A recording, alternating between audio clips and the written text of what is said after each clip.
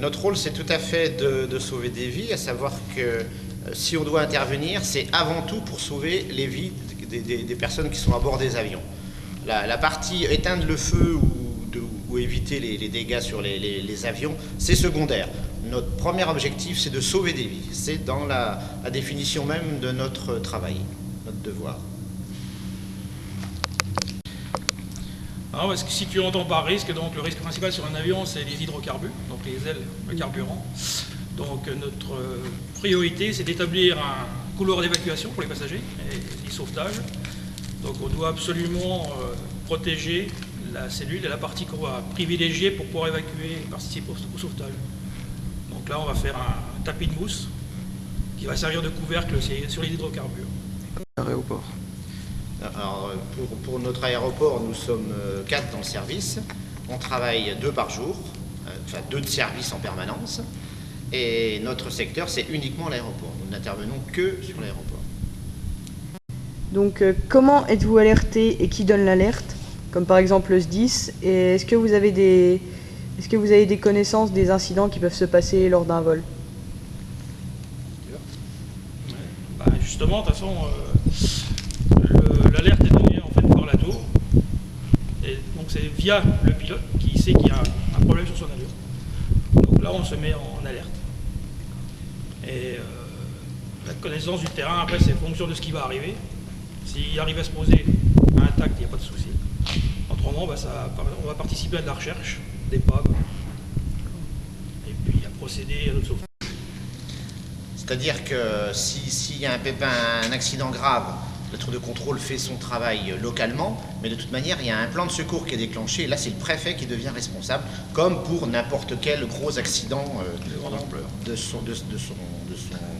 sa région, quoi, de son secteur. Alors, quels sont principalement vos types d'intervention? Le plus courant, en fait, c'est même pas du sauvetage, c'est de la protection de passagers en cas d'avitaillement de l'avion, donc le plein de l'avion avec les passagers à bord. Donc c'est vraiment de la prévention. Voilà. Autrement, c'est une alarme d'un voyant sur l'avion, donc on a échauffement de train ou train non verrouillé, c'est le plus courant en fait. Pouvez-vous gérer seul vos interventions? Exemple, le crash d'avion. Sinon, êtes-vous en partenariat avec d'autres casernes? C'est un petit peu ce que j'ai évoqué tout à l'heure, à savoir que dans un premier temps, c'est nous qui allons partir, hein, on est les premiers intervenants, mais après, c'est le préfet qui déclenche tout le système, le plan de secours. Et donc là, effectivement, tous les pompiers disponibles seront mis en alerte et à sa demande, ils viendront nous aider. En cas de grosse intervention comme des crashs, y a-t-il quelque chose qui avertit les populations alentours et est-ce qu'on doit les évacuer?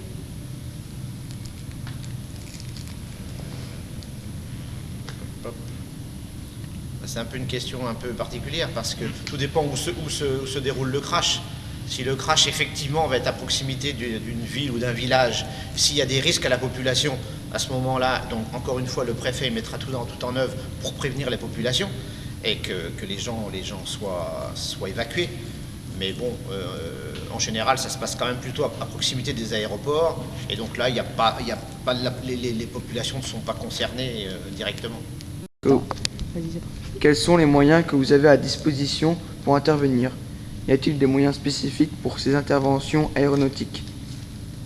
Donc, tout à fait, ce sont des véhicules spécialisés qui sont prévus pour fonctionner en priorité avec de la mousse pour les hydrocarbures et qui sont spécifiques pour les aéroports. Donc, c'est des véhicules qui sont fabriqués spécialement pour les aéroports avec des équipements particuliers qu'on utilise en intervention.